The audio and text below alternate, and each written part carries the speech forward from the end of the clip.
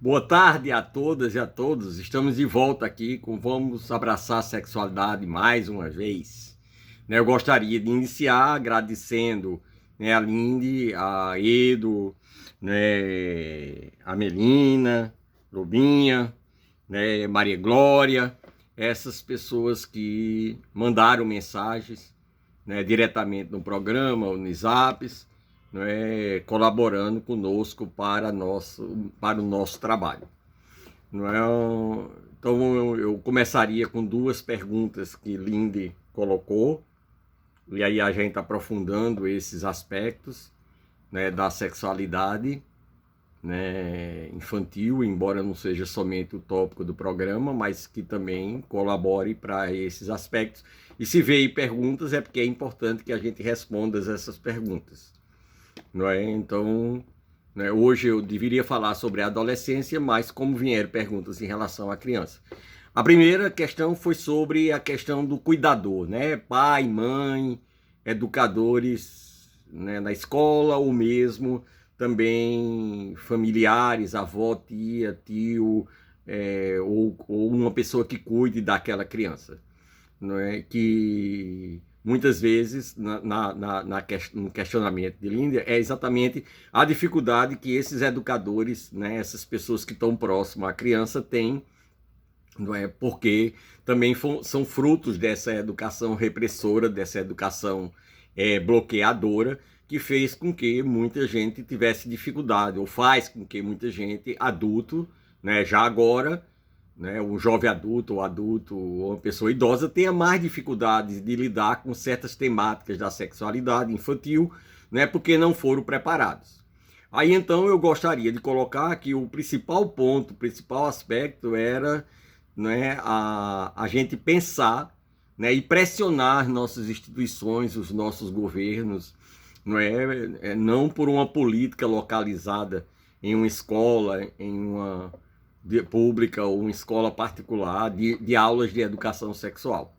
Compreendendo a educação sexual não como disciplina, mas perpassando o conteúdo programático,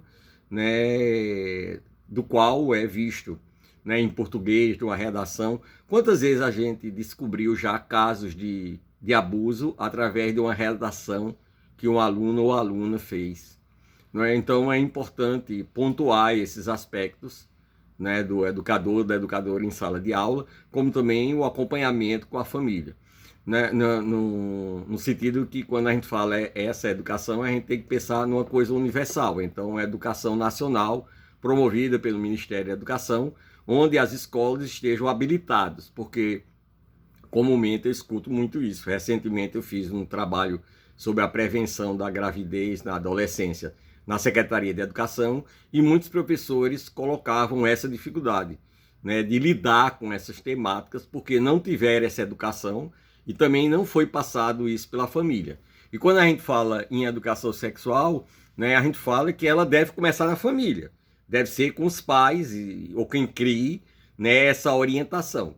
Mas na maioria das vezes não acontece, porque se esconde, como a gente já viu nos exemplos anteriores, ou então alguns têm a maior liberdade e falam, mas não é de uma maneira generalizada. A gente sabe as dificuldades e os tabus e preconceitos existentes na humanidade, que dificulta exatamente essa leitura mais acessível, essa compreensão mais próxima de realidades. Eu indiquei, dei algumas sugestões do que poderíamos trabalhar, mas, voltando à questão da Linde, é fundamental essa importância de se pensar nesses pais.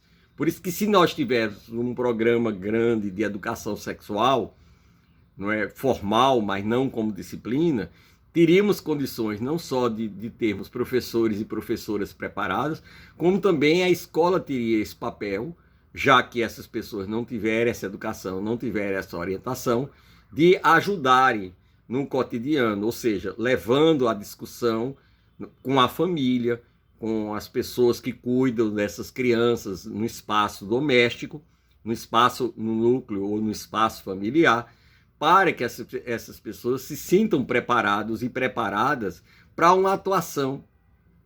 Quando eu dei o exemplo anterior da mãe que depois chama a garotinha para conversar, que aquilo ali não é local, né? Porque os limites têm que ser necessários.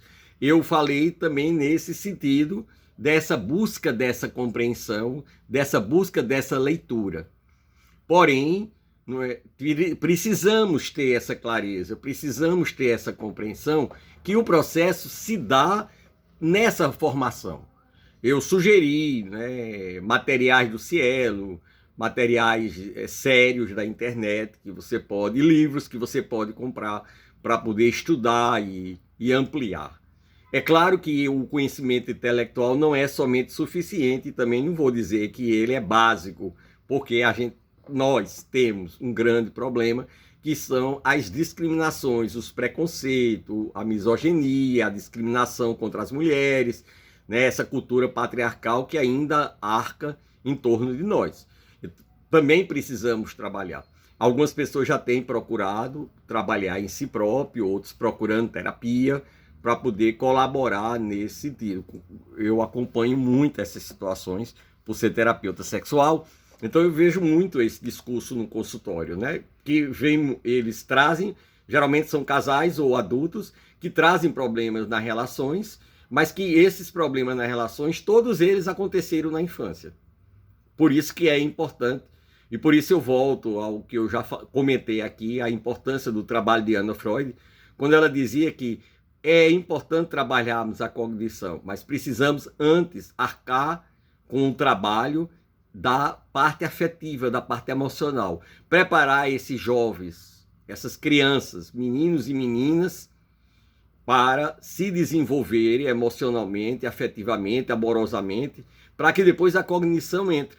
Então, nesse tumulto, né, sem uma preparação afetiva e emocional, e com essa cognição muito desnivelada, a criança vai crescendo, vai entrando na pré-adolescência, na adolescência, mas vai tendo todos esses problemas que são peculiares, né, por conta dos bloqueios que ocorreram antes, no momento de sua formação. Portanto, é importante desenvolvermos um plano, mas não vamos esperar que isso aconteça. Isso é uma proposta de luta que a gente deve ter. Vamos continuar debatendo, discutindo, né, participando, lendo, estudando, e na medida que os nossos preconceitos forem aparecendo, nós procuramos reorganizar isso, reformular isso, ou então procurar a ajuda de pessoas que possam, né, terapeutas femininos ou masculinos, ou a pessoa que você se identifica, para conversar um pouco e diminuir essa carga, porque é muito forte isso. Então, os educadores precisam ser preparados, os pais, a família ou quem cria precisa ser preparado também para isso, né, para também não arcar com ônus de uma coisa que ele também não foi preparado. Então, daí a importância de se trabalhar desde a infância até a velhice, todos esses movimentos da sexualidade, todos esses movimentos da vida, todos esses movimentos que envolvem também a parte erótica, porque a sexualidade não é só a parte erótica, mas também. Então é importante se trabalhar esses elementos, é importante trazer à tona para que a gente possa contribuir. Como diz a Linde, né, ela mesmo tem muita preocupação com um filho de 1 ano e 8 meses, né, que pontua, né, que nunca teve problema. E tudo é muito bem organizado, muito estruturado, mas a gente vive em sociedade. Essa criança de 1 ano e 8 meses não está agora, está em casa, mas daqui a pouco elas estarão saindo, estarão participando, estarão se comunicando com outras crianças, com jogos eróticos, com as brincadeiras, e aí pode aparecer nesse meio termo a questão do abuso. Por isso que ela propõe, né, que isso seja falado, que isso seja discutido e que isso seja mais contemplado no aspecto do nosso programa. A temática é muito ampla, não é? Eu peço a todas e a todos que assistam, compartilhem, curtam, divulguem, peço para as pessoas se inscreverem, porque o canal do YouTube mede a quantidade de pessoas inscritas e também as perguntas no chat. Eu peço que continue colocando essas questões para a gente ter mais essas oportunidades. E no próximo programa, então, eu vou discutir um pouco essa questão do abuso sexual infanto-juvenil. Porém, lembrando que estamos abertos aqui a discutir, né, o homoerotismo, a homofobia, né, os problemas que a sociedade apresenta ou que se comportam, as discriminações, os preconceitos, tudo. Basta que vocês façam perguntas, basta que vocês, né, mandem, né, a demanda para que a gente possa trabalhar com seriedade, com compromisso, que é isso a minha meta enquanto profissional da psicologia, enquanto profissional da sexologia. Boa tarde.